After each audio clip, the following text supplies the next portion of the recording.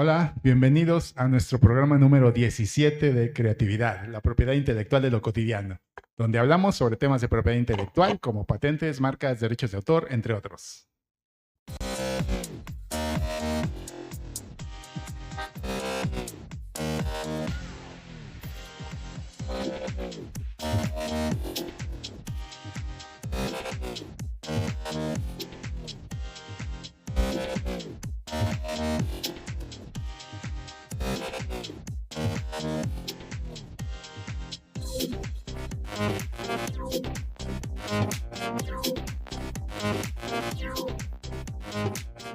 Hola, bienvenidos de nueva cuenta, soy Abel Morales y el día de hoy, como de costumbre, vamos a hablar de otro tema de propiedad intelectual interesante, pero antes de continuar, les presento a mi coconductor, el licenciado Gerardo Besares. Gerardo, Hola Abel, ¿qué tal? Buenas tardes, ¿cómo estás? muy bien, ¿y tú? ¿Qué tal? Bien, bien, también aquí esta semana que tenemos, que está corriendo, ¿no? La semana en la que se lleva a cabo la Junta Anual de la International Trademark Association y Ujú. que, pues bueno, a final de cuentas es uno de los mayores eventos para los que nos dedicamos a esto, ¿no? Así es, sí, efectivamente, yo he tenido oportunidad de ir a un par de estas INTAs, ¿no? Y son muy interesantes porque pues concurres con mucha gente de todo el mundo, especialistas en propiedad intelectual, y bueno, además de hacer buenas relaciones, pues también, como siempre, aprendes y bueno, pues haces mucho contacto, ¿no? Sí, hay como muchísimas sesiones educativas enfocadas a temas específicos de propiedad intelectual, de actualidad, etcétera. La verdad es que, pues bueno, es un evento que vale muchísimo la pena ir. Yo también he estado en algunos de estos eventos. Este año no pude asistir, pero ya estaremos el siguiente año transmitiendo en vivo y en directo desde allá seguramente. Así es, muy bien. Bueno, pues como les decía, este es nuestro programa número 17, de esperemos que sean 1000 por lo menos, ¿no? Y bueno, pues el día de hoy vamos a seguir con el tema que iniciamos la semana pasada, el derecho de autor, que pues como ya lo decíamos, es un tema bastante amplio que seguramente nos va a llevar pues varios programas desmenuzarlo, ¿no? Y hoy en este segundo programa dedicado al derecho de autor, pues vamos a hablar sobre la titularidad de los derechos de autor, la forma en que se transmiten estos derechos, etcétera, ¿no, Gerardo? Sí, exacto. Y creo que la vez pasada abordamos los temas de manera como muy superficial. Ahorita vamos a entrar a un tema un poquito más específico, pero que esperemos sea claro y entendible para todos, ¿no? Ajá, así es. Y bueno, pues para empezar, creo que la mejor forma de dar inicio es ir desde lo básico, que en este caso sería saber quién es el titular de los derechos de autor, ¿no? O para empezar, ¿qué es un autor, ¿no, Gerardo? Sí, exacto. Y pues bueno, un autor, por, digamos, como por regla general, como un concepto entendido así, en general en todo el mundo, pues el autor es necesariamente una persona física, ¿no? Porque a final de cuentas se necesita el intelecto humano para poder, pues bueno, sí crear una obra, ¿no? Entonces, de hecho, hay un ejemplo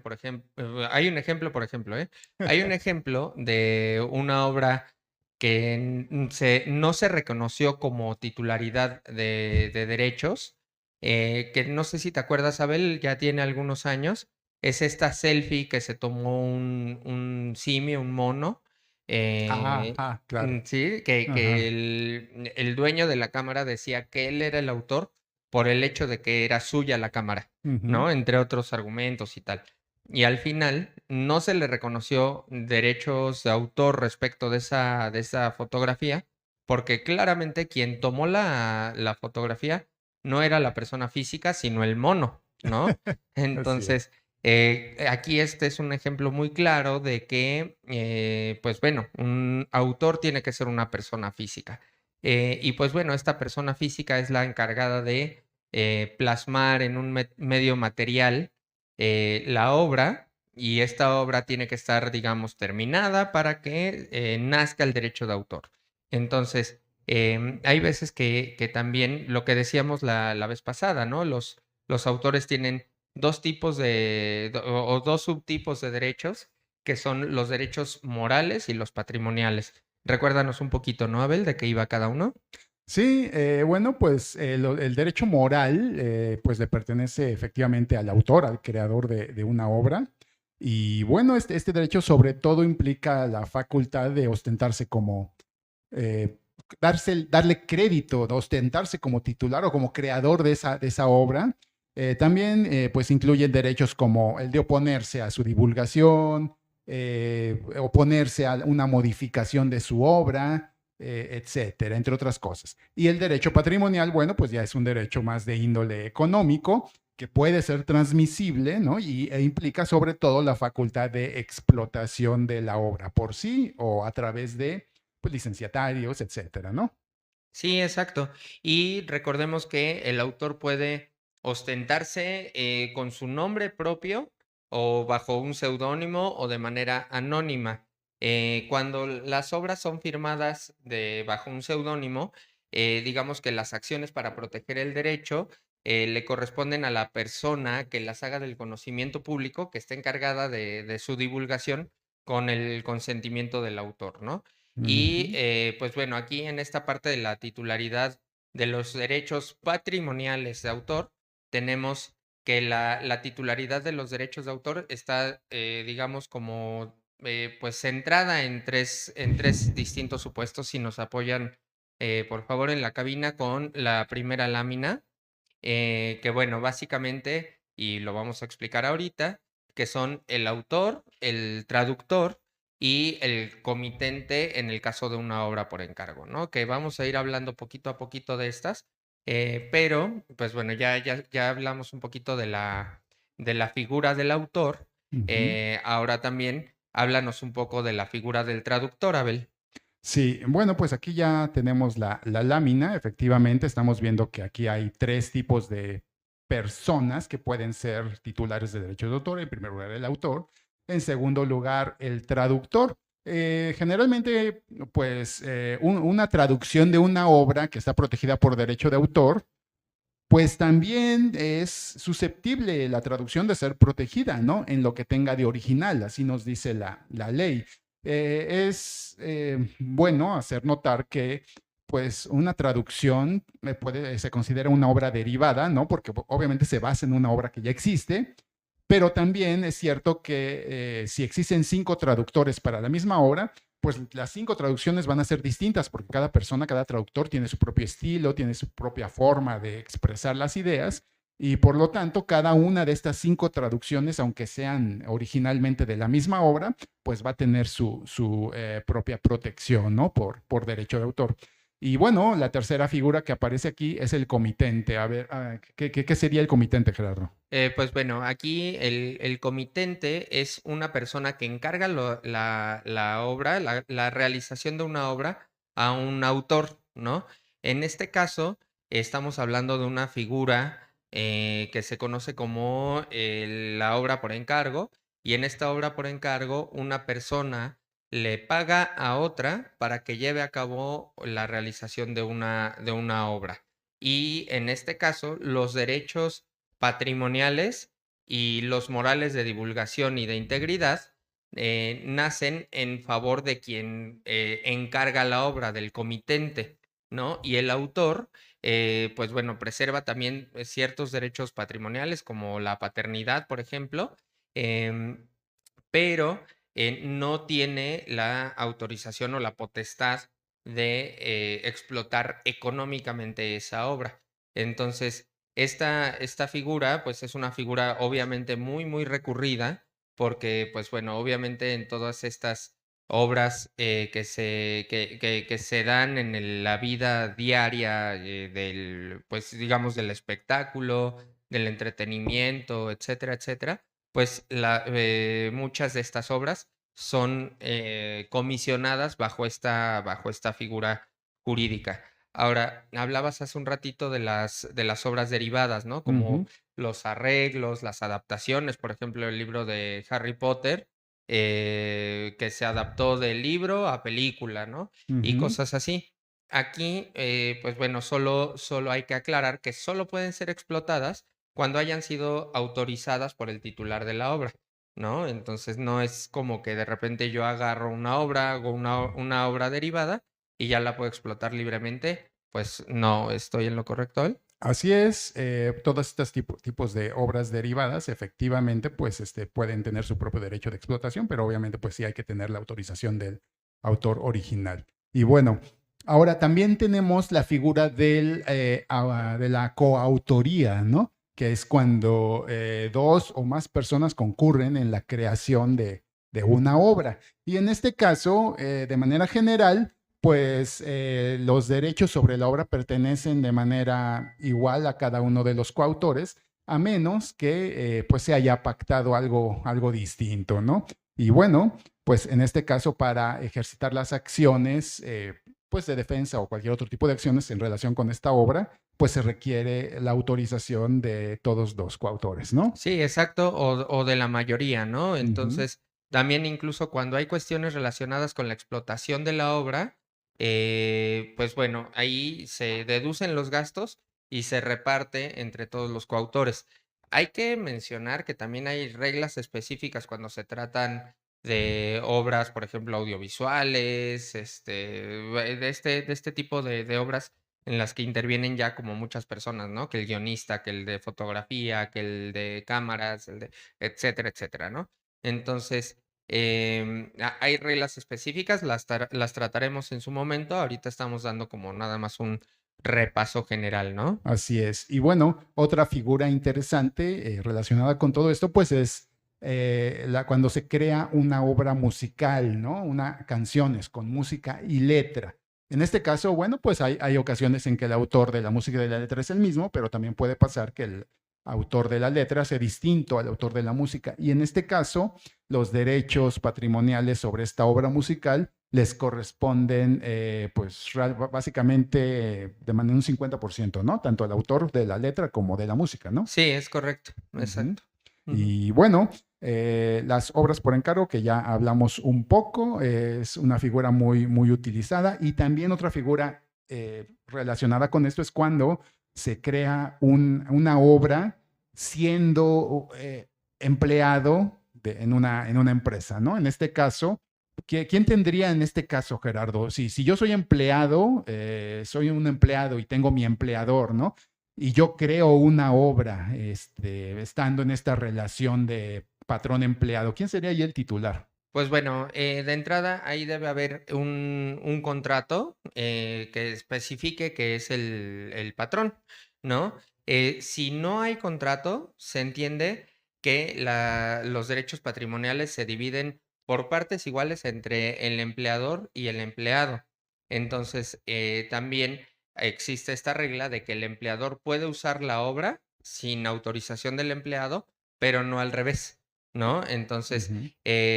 pues bueno, si de plano no hay contrato, si de plano no hay ningún documento que, digamos, proteja al empleador, aunque el empleador esté pagando por la realización de estas obras, los derechos patrimoniales le corresponden al empleado. Ujú. Y bueno, aquí me viene a la mente también el tema en patentes, ¿no? Cuando un inventor crea una obra, perdón, no una obra, una invención, estando pues bajo contrato con una empresa y utilizando pues los recursos de la empresa.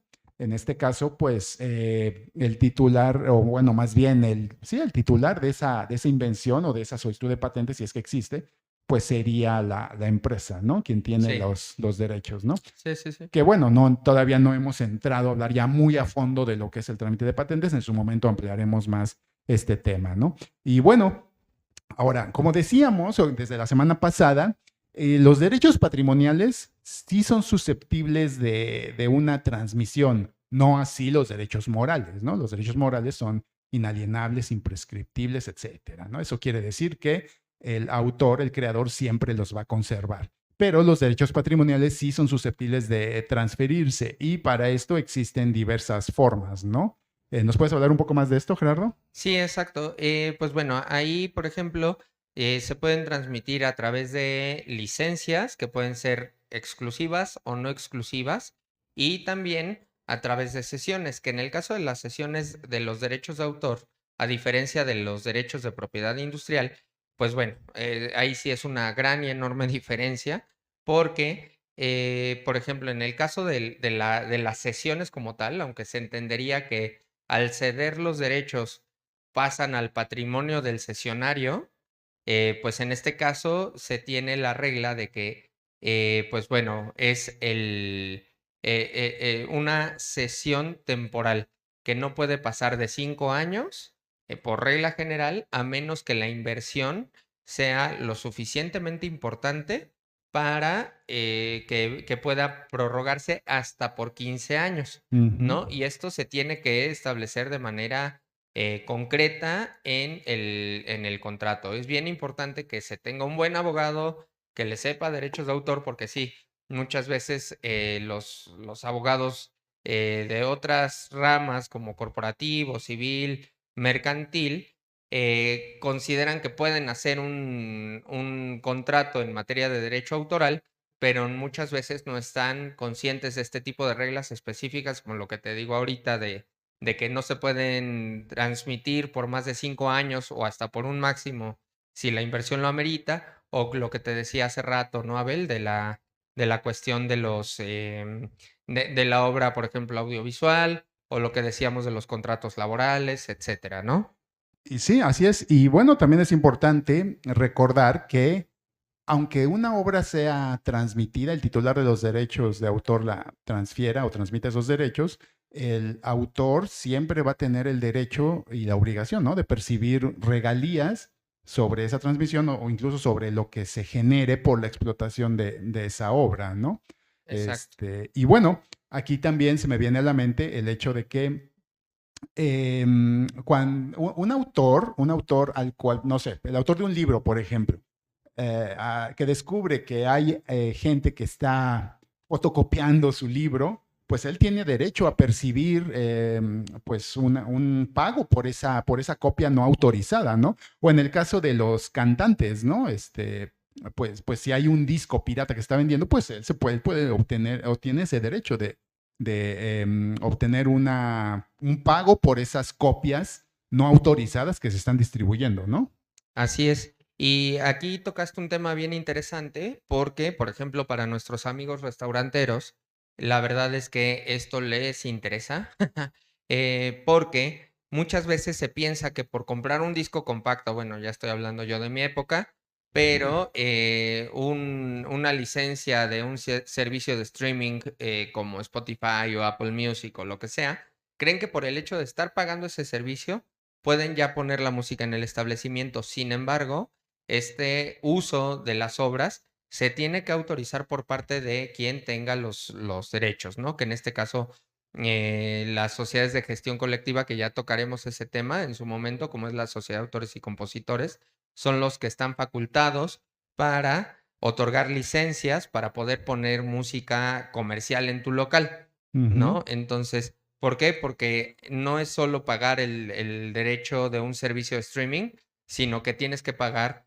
el uso o las regalías por usar las obras en tu establecimiento, ¿no? No es lo mismo tener un restaurante, una cafetería, que un antro donde la gente va por la música, ¿no? Así es, y bueno, y es que la propia ley nos dice que el derecho de autor no está ligado a la propiedad del objeto material donde está fijada la obra, ¿no?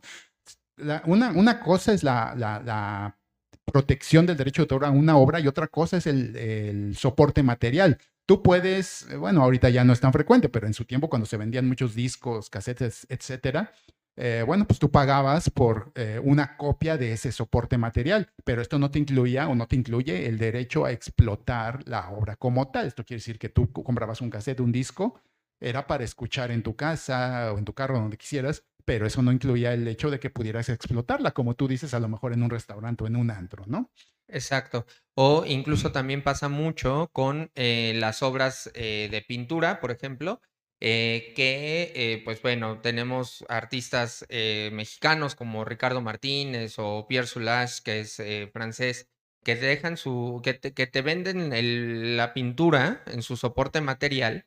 Digamos, tú adquieres una obra de Pierre Soulages y bueno, ya tú tienes este bien material contigo, pero no te da derecho sobre la obra, ¿no? Entonces, al momento en el que tú transmites la propiedad de ese soporte material, también le genera una participación al autor, que es esto que le llaman como derecho de simple remuneración o droit de suite, ¿no? Que es una figura del derecho francés. Así es. Y bueno, básicamente, como siempre nos pasa, el tiempo se nos empieza a acabar y para terminar con este tema, vamos a simplemente a recalcar que los derechos patrimoniales no son embargables ni pignorables, ¿no, Gerardo? Es correcto.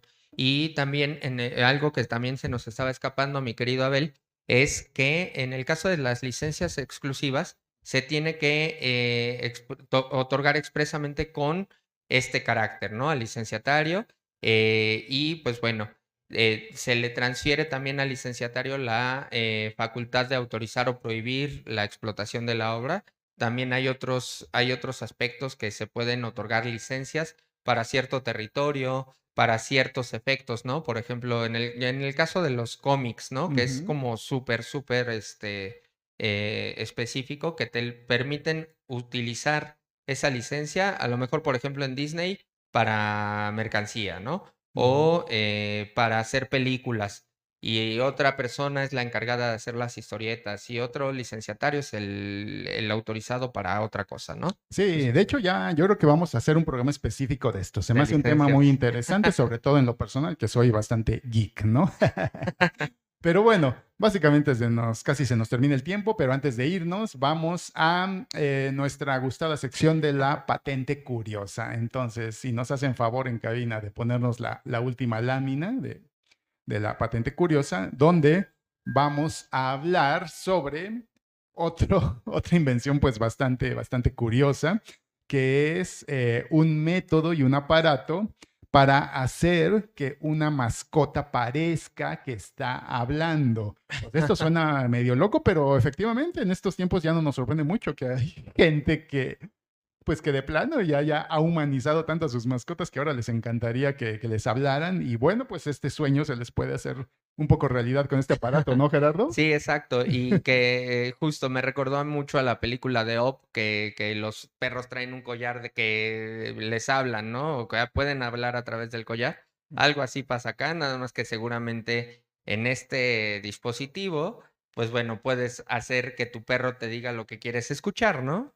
Así es, como que grabas algunos mensajes y en algún momento, pues este aparatito, pues, no sé, supongo que aprietas algún botón o algo y parece que el perro te está platicando contigo. Se me hace algo creepy, pero bueno, pues Entonces, habrá quien le guste, ¿no? exacto, exacto. ¿Qué voz le pones a tu perro, no? De Así ardilla, es, de... así es. Muy bien, bueno, pues se nos ha acabado el tiempo. Esperemos les haya parecido interesante el programa del día de hoy. Vamos a seguir con derecho de autor todavía algunos programas más. Hay muchas cosas que hablar sobre este tema. Muchas. Y bueno, pues ya, Gerardo, ¿qué sigue? Pues bueno, nada, invitarlos a que nos sigan en Spotify, en YouTube, en redes sociales. Suscríbanse también, por favor, también aquí en Orbe Promo. Y pues bueno, recuerden que si no valoras tus ideas tanto como para protegerlas, alguien más lo va a hacer. Abel, muchísimas gracias por este episodio. Gracias, nos vemos la siguiente semana. Gracias a Bye. todos. Bye bye.